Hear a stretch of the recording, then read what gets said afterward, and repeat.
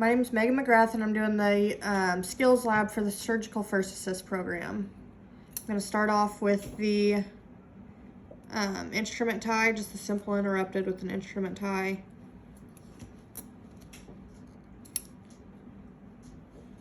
Not pinching the tissue, just lifting.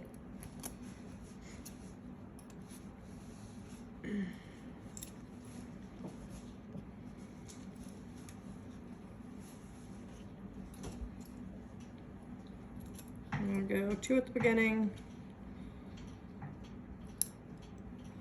Lay a flat knot. I like to pull mine over to the side because I also work in the clinic and I know how much of a pain it can be to try and take stitches out that have been right over the incision line.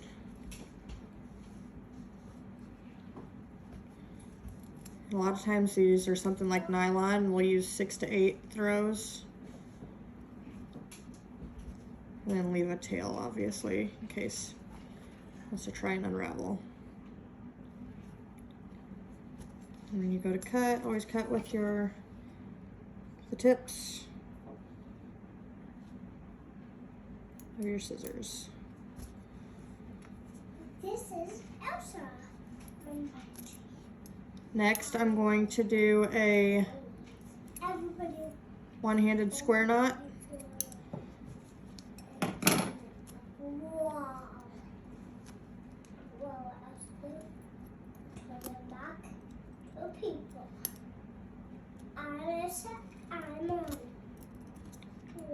Making sure to always protect my needle, especially if somebody's helping me.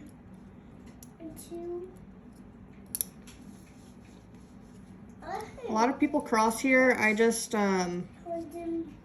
taught to just start with your second part of your knot, lay it flat, and then go ahead and repeat from there. Switching back and forth. Pulling your tails opposite directions every time.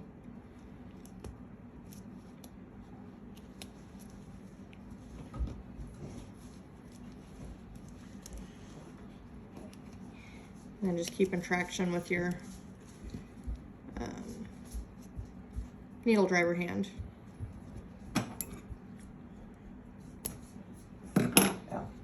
Next, I'm going to do a vertical mattress. I'm going to start out exactly the same. Not pinching the tissue. It's going to be wide.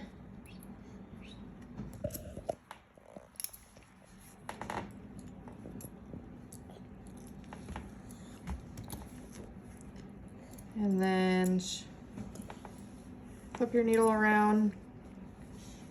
You want to stay in a line here, just wide, wide, and then narrow, narrow. All in a line.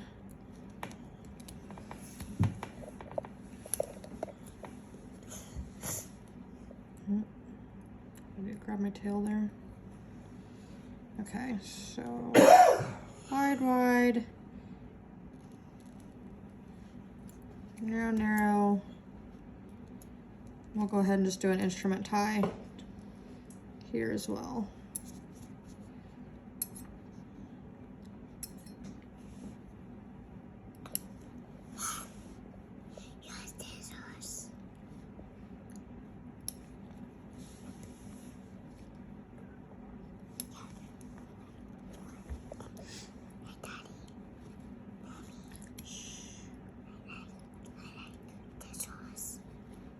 Thank you.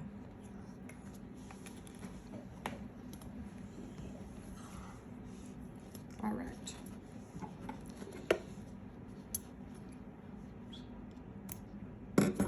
Next, I'm going to do a horizontal mattress.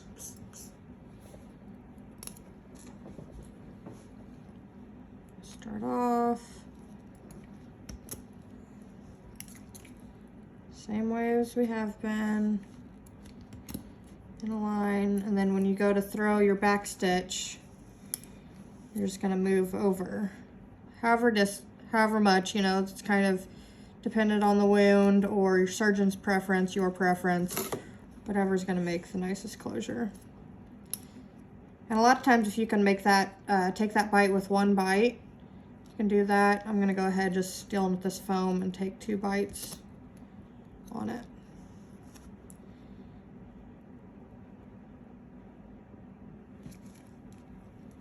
And do an instrument tie once again. Laying a flat knot. And then alternating.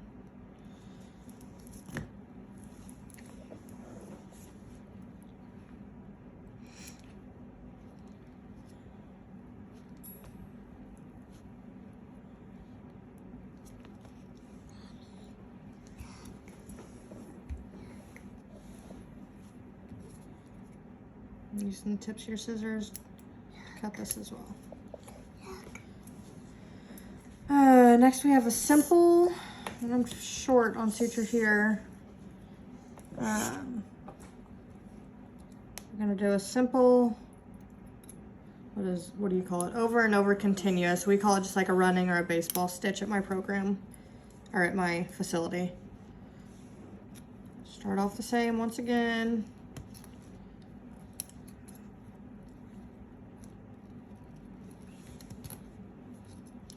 Protect my needle. Do another instrument tie for you, or not instrument, hand tie. Laying that flat, locking it down. Alternate back and forth. Thank you.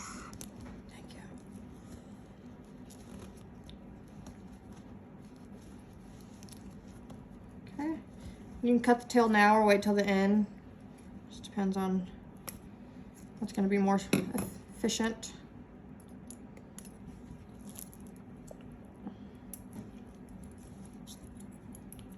And from here, we're just going to keep the same distance away from the wound here, and then as well as your gapping.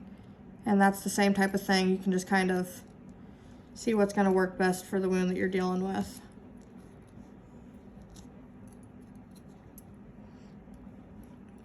But you want to keep that same distance the entire time.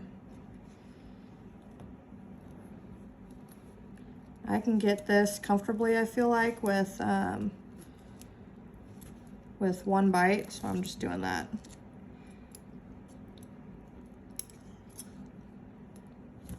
I feel like a lot of times you can get this a little bit, you can kind of crank on this. You never want to strangulate, so approximate, not strangulate. All of your entry and exits should be in a line. And on the opposite end, if you feel like it's getting too tight or too loose, you can always come check those, maybe tighten it up a little if needed. All right, this is gonna be my last throw. And then I'm going to just do an instrument tie from here, tying onto itself. So 2 still. Laying that flat knot here and rotating back and forth.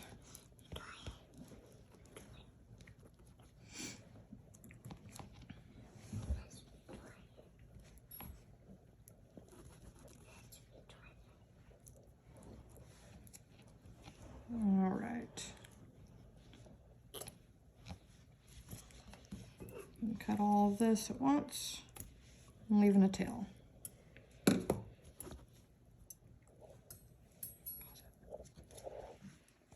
To do the continuous locking stitch. So I'm going to start out same as what we've been doing.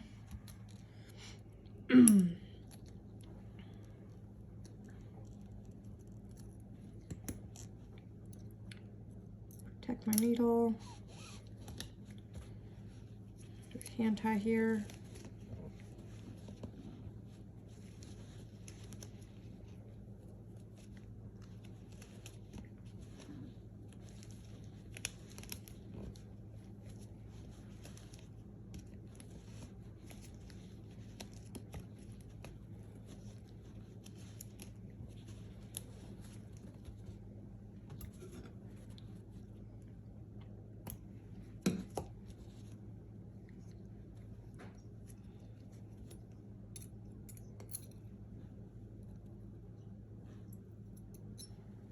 The main difference being we're just gonna lock it. So we're gonna start out kind of like a continuous. Coming through, I'm just gonna grab it with one bite here. My needle's big enough.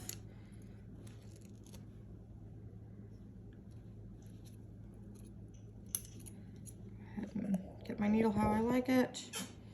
And this actually helps quite a bit if you have somebody that can trail you or follow you, but we'll just make it work. Still coming out in a line. Go through.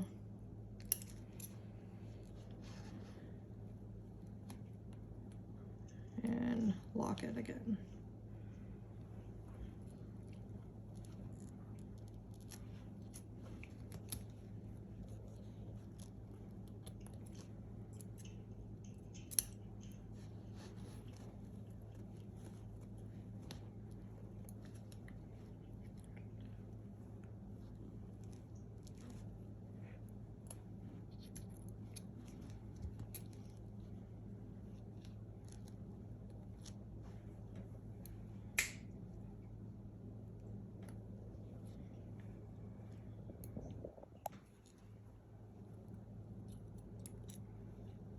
All right. I'm gonna throw one more and then we're gonna tie.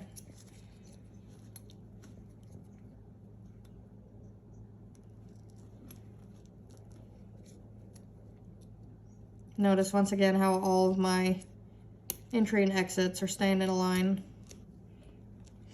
And spacing staying about the same.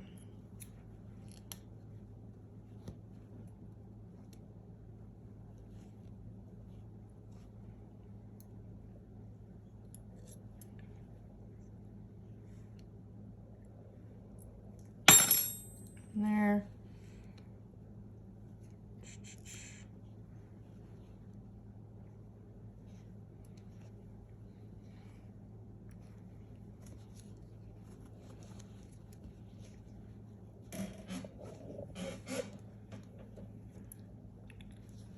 Draw square knots again.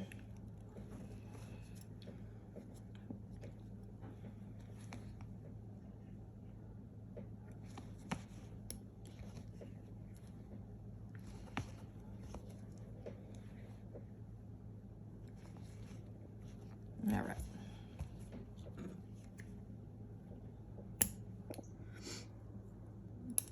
Okay, next I'm going to do a subcuticular closure. Not the right suture to do this with, but we'll make it work. You're just going to enter. I always like sewing towards myself. Skin edge.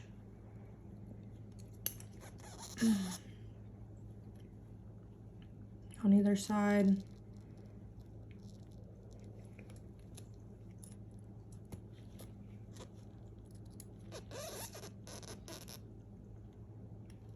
Tail out of there. Pull that through. And tie.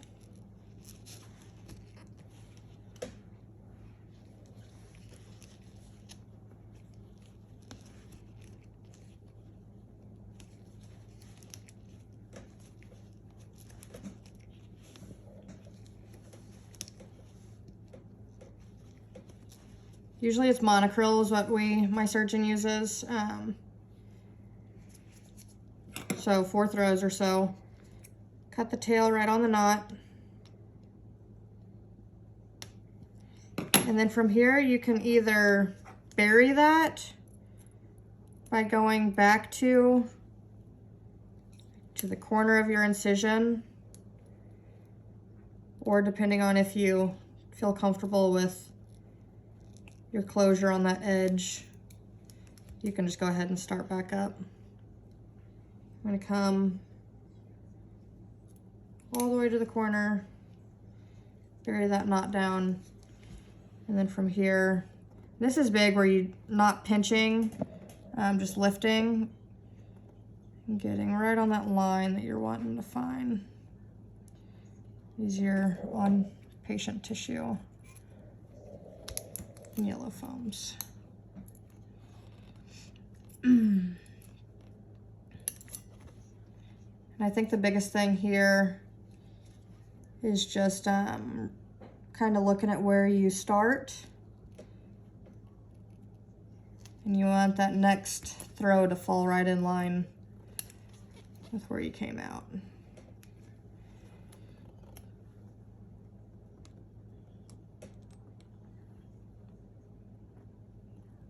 You don't want to take a really big bite on one side, really shallow bite on the other side. That's how you get your incisions off. Just doesn't make for good healing as well.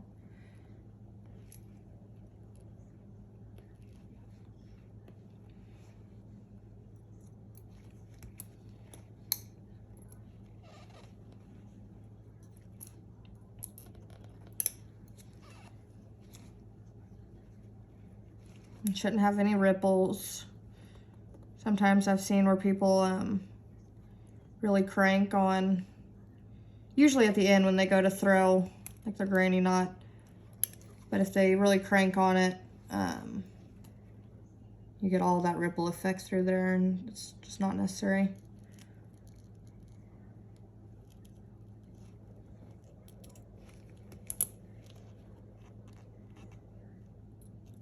So, I went through. So say this is the end of our incision. I didn't throw a ton, but you want to make sure everything is in line here. A lot of times I'll just do a granny knot and cinch that down. 2, 3, 4th time, bring it through, getting that knot there, re-grabbing. And here I found most of the time I just come right out through. If you have like a little edge maybe or something that you can grab while you're going through, hopefully not cut the rest of your suture that's down in there, and kind of help bury a little nubbin that you may have got here or there. Bring it out and then have your assistant or you cut right on the skin. I'm gonna do a stick tie ligature. A couple different ways to do this. You can either just grab the tissue that's kind of surrounding, or your surgeon would in most cases. If I'm gonna clamp anything, I want to know exactly what I'm clamping, so I'm not necessarily gonna just clamp tissue, maybe around it. If they do it, that's one thing. So this, I'm just gonna kind of go around whatever's bleeding, the vessel, a couple times. Hopefully stop all the bleeding when I do that.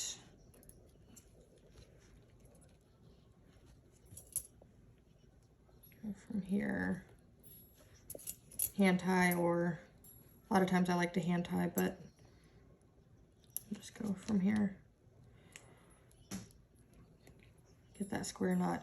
If you want somebody to flash for you, or go ahead and take the clamp off, you're confident with it. And from there you just throw your regular knot. Okay. Or the other option, a lot of times you'd have something like a right angle or something, or a DeBakey a lot of times will pass through. And you're just gonna loop a couple times, or have somebody, if you're down in a hole, kind of like I said, the right angle or DeBakey, pass that a couple times through to where you're dealing right around the vessel. It's easier said than done with a flimsy thing. And then just tie from there. And go ahead and, how about this? So, vessel passed a couple times through. From here, shorten yourself, make it easier. save ties. And I'm kind of yanking on this. In reality, if you're dealing with a vessel, you obviously want it to be very smooth. If you have somebody that has a hemoset on there, when you get kind of pushing your knot down, you can have them flash and see if that's going to control it, or if you need to regrasp. And from there, you're just going to throw the rest of your knots.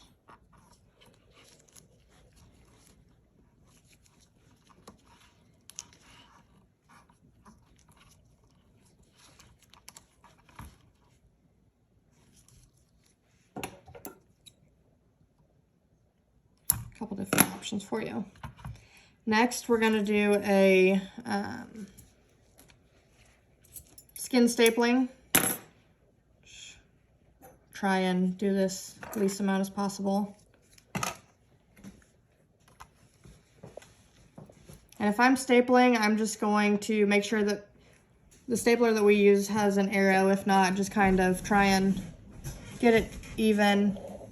My surgeon is going to evert the skin edges, and I'm going to place the staple right at the tips of his adsons. Making sure that they're not pushing too hard, but enough. You don't want to have them inverted. Tissue's not going to live like that. And just like with suture or anything else, you want to make sure your spacing is even on these as well.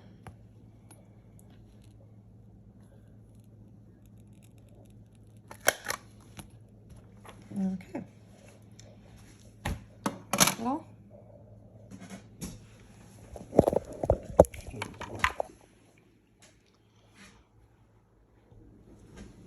and all of my other stuff has been signed off. What do you mean?